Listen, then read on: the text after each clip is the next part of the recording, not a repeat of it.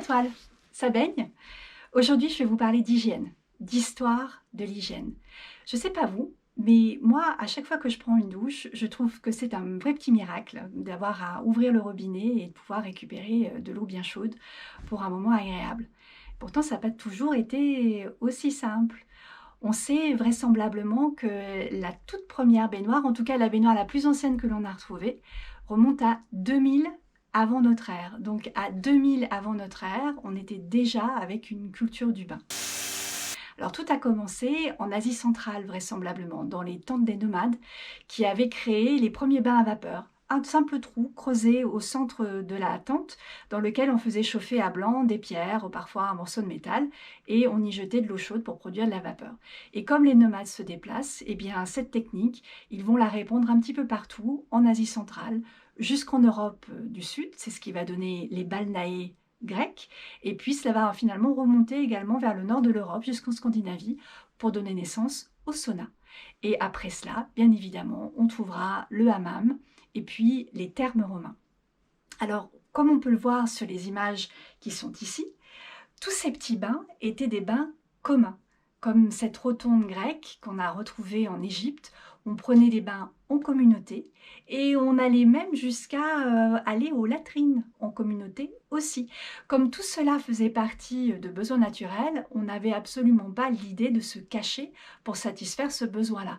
Et cette technique, elle va rester, cette approche du moins des choses, elle va rester ainsi jusqu'au XVIIIe, voire début du XIXe siècle, on va considérer comme proscrit d'uriner ou de déféquer en public. Donc vous voyez que les choses datent presque d'hier. Alors après les thermes romains qui vont jouer un rôle important et qui se répandront partout dans l'Empire romain, y compris chez les Gaulois, vous savez quelques-uns de nos camarades gaulois ici, les Gaulois à qui l'on doit probablement les plus vieux savons. Et oui, fait à base de cendres de hêtre et de graisse de chèvre. C'est ce qui va leur permettre d'avoir de belles chevelures blondes et de longues moustaches. Alors, bien évidemment, tous ces lieux de bain vont perdurer pendant le début du Moyen-Âge, un peu partout en Europe, sous ce qu'on appelait les étuves, donc des bains à vapeur, mais où on pouvait également se faire masser, se faire donner des bains avec des herbes aromatiques pour soigner certaines pathologies, pour se détendre tout simplement, se faire épiler, se faire raser. Donc c'était de véritables établissements de plaisir et de plaisir sous toutes ses formes, puisque ces étuves étaient fréquentées par les hommes et par les femmes ensemble. Alors, pour une fois, l'Église et la médecine vont se mettre d'accord. L'Église parce qu'elle n'apprécie pas de voir hommes et femmes dans les tenues d'Adam et d'Ève se retrouver sous le même toit, et la médecine qui craint que ces bains répétés et partagés soient des vecteurs pour propager des maladies comme le choléra ou comme la peste. Le Concile de Trente va donner un coup de couperet à cette tradition du bain déjà séculaire, puisqu'il va tout d'abord déclarer la nudité interdite et ensuite faire en sorte que tous ces bains ferment un petit peu partout en Europe, et ce dès 1566. On passe donc à la toilette sèche. Non, pas celle-ci, ça sera pour plus tard. La toilette sèche, c'est-à-dire la toilette sans eau, comme on le fera par exemple à Versailles.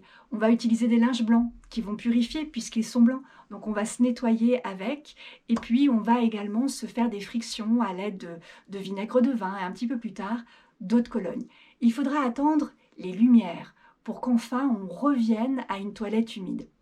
Et on le doit notamment à Monsieur Lavoisier, qui va avoir dans ses recherches la possibilité de mettre en lumière la communication qui se passe au niveau des pores de la peau entre l'air et le corps, et la nécessité en conséquence que cette peau soit propre pour permettre cet échange.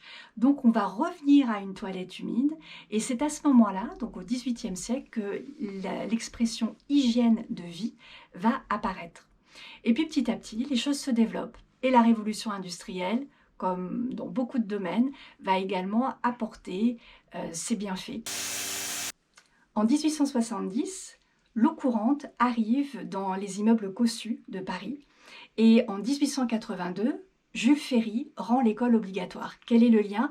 Tout simplement le fait que l'on va enseigner l'hygiène aux enfants en espérant que ceux-ci transmettent ce nouveau savoir à leurs parents.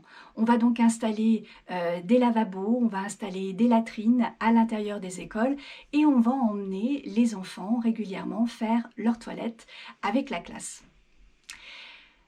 Une des personnes à qui l'on doit beaucoup dans cette évolution du rapport à l'hygiène, c'est lui, Louis Pasteur.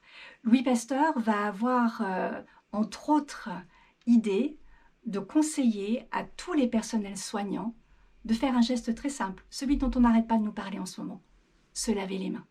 Il arrivait très souvent que les médecins passent d'une salle de dissection à une salle d'accouchement, d'où des taux de mortalité infantile extrêmement élevés. Eh bien, en conseillant ce petit geste tout simple de se laver les mains après chaque patient, cela va permettre de sauver des milliers et des milliers de vies. Merci Louis. Alors ce n'est pas pour autant que les salles de bain vont arriver comme cela à l'intérieur des maisons, à l'intérieur des appartements. Il va falloir pas mal de temps. Les différentes expositions universelles vont apporter leur savoir, leur connaissance et permettre aux uns et aux autres de développer cette nouvelle technique d'adduction d'eau. On doit beaucoup aux Anglais pour cela, ce sont eux qui les premiers vont avoir des salles de bain aménagées et on aura l'idée aux États-Unis, dans le cadre du développement de l'hôtellerie bon marché, de placer tous les équipements d'une salle de bain d'un même côté pour des questions de simplification d'adduction d'eau. Et comme vous pouvez voir sur cette image, la salle de bain de l'hôtel Nissin de Camondo à Paris, elle date de 1900. La tuyauterie est complètement visible, on l'offre au regard. Puisqu'on doit se laver dans cet espace, il faut que l'espace lui-même soit parfaitement propre, comme un petit laboratoire de propreté. Et on va montrer la tuyauterie qui adopte un métal, le nickel, rayonnant, brillant, ce qui fait que tout sera nickel. L'expression fera florès. Les choses ne vont pas forcément aller très vite. En 1900, ce ne sont que 2% des logements qui sont pourvus de salles de bain. Les autres personnes eh bien, se lavent dans leur chambre à coucher, voire dans l'évier de la cuisine. Et pour toutes les autres, il y a les bains-douches.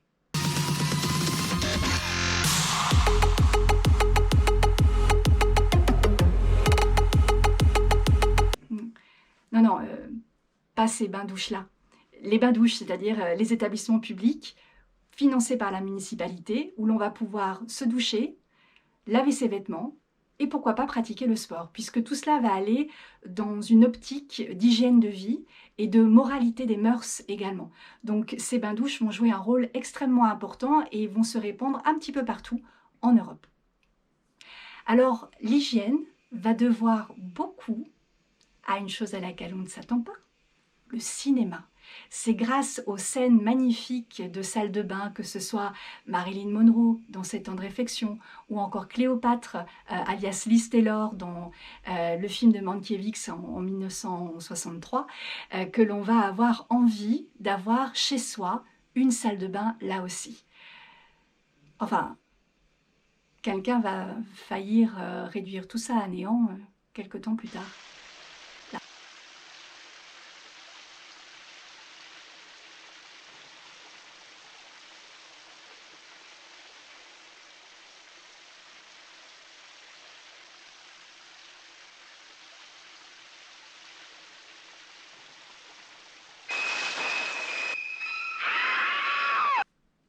Bon, heureusement, ça n'a pas dissuadé tout le monde d'utiliser une salle de bain.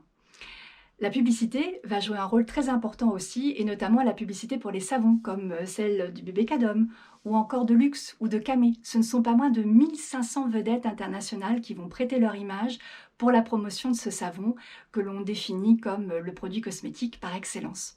C'est au tout début des années 80 que le gel douche va faire son apparition dans les salles de bain.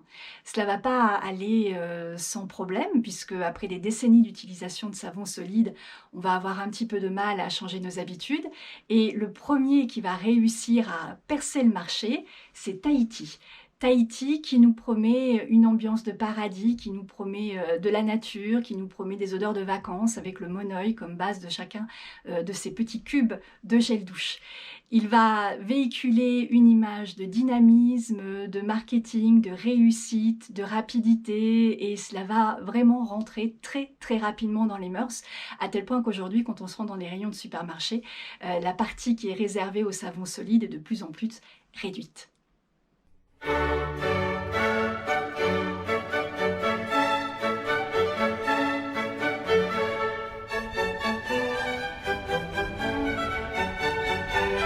Alors, promettez-moi que la prochaine fois que vous prendrez une douche, vous penserez un petit peu à tout ça.